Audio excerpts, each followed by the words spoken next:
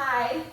I thought I would do a video today over one of my most favorite props, the yoga wheel. These can be purchased on Amazon, maybe possibly locally at Academy or Target, I'm not quite certain. Anywhere from like 15, 20 bucks to $100. I've had this one for many years, many years. I do not, this is a Dharma yoga wheel. And so I bought it off them, dharmayogawheel.com.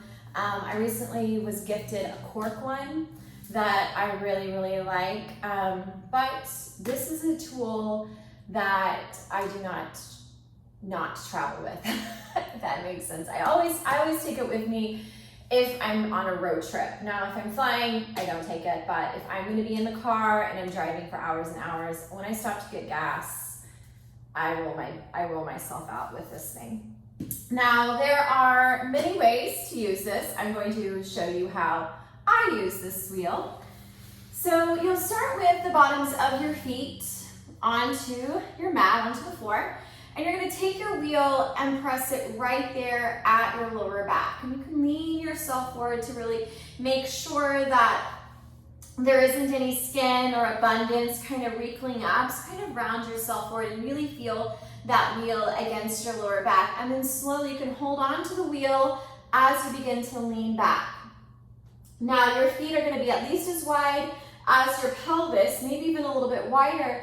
And then as you press your back into the wheel, your backside's gonna come off the floor. And then now you've got that traction of your back pressing against the wheel and the wheel against your back so that maybe you don't have to use your arms. Your booty drops down and up to lessen the stretch or deepen the stretch.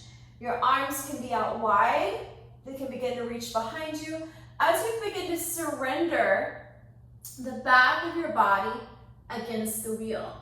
And I like to imagine that the front of my body is like a piece of butter, a little pat of butter right on a pancake, and it slowly begins to melt just all the way down towards the wheel. Again, it'll be more intense the closer your feet are towards your body and your booty dropping down towards the floor. When I start off, I like to lift up a little bit and then maybe sink back a little bit more. Arms can again reach behind you. You can start to stretch. You breathe in and out. So breath can start to get really shallow here in the chest and in the middle of your back. Your arms can come out wide as the chest begins to expand. And then after I've kind of caught my breath, the front of the body has started to widen out and expand. Sit bones again dropping down. And then maybe lifting up. I'll start to kind of roll. Again, your head can lift up. It makes it less intense. And a little bit of back and forth. So again, it'll be way more intense with the head drop down than with the head lifted up. You just kind of shift a little bit forward and back. And then maybe reaching the arms again behind. You're gonna catch the wheel right there at the back of the neck. So as you start to squish the wheel right there in between the shoulder blades, the traps and upper back begin to press into the wheel.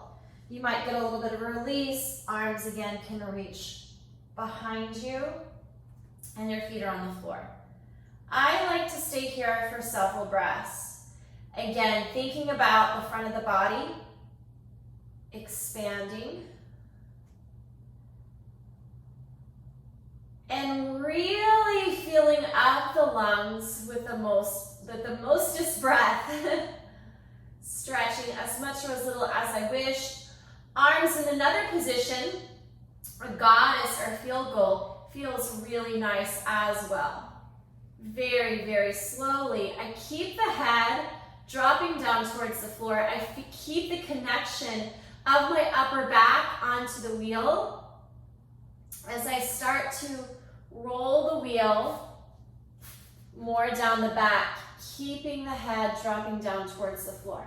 You press your back into the wheel and slowly expanding the chest, moving the feet, arms wide. Now, your arms can reach forward and grab a hold of the wheel from this way towards the back side, or you can reach them back behind and grab it from the back of the head.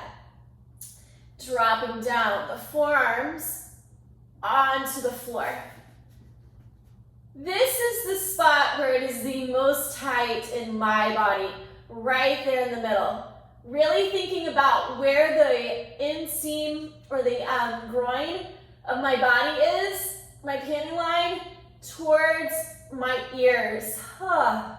It's really hard to speak in this position. Arms can release, face stays relaxed, and the back stays connected to the wheel as I very slowly begin to roll down. Low back begins to connect to the wheel.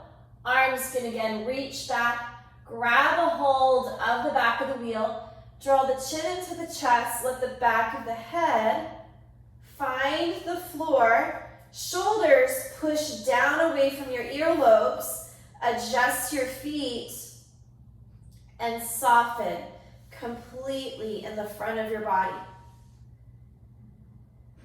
Again, breath is not shallow. Breath is deep and full. As you press your low back against the wheel, maybe you continue, chin drops into your body. Your body is into a supported bridge, sort of shoulder stand situation. Hands can find the wheel or press down onto the mat. Stay here for as long as you wish, opening up your lower back, feeling the lower back push away from the shoulders. Again, the whole front of your body just spills over the wheel. Belly stays relaxed. You can hold on to your outer hips. You can hold on to the wheel or hold on to the mat as you take one foot off the floor and then the other. Again, maybe you slide yourself down a little bit more into your shoulders. Press your low back into your wheel.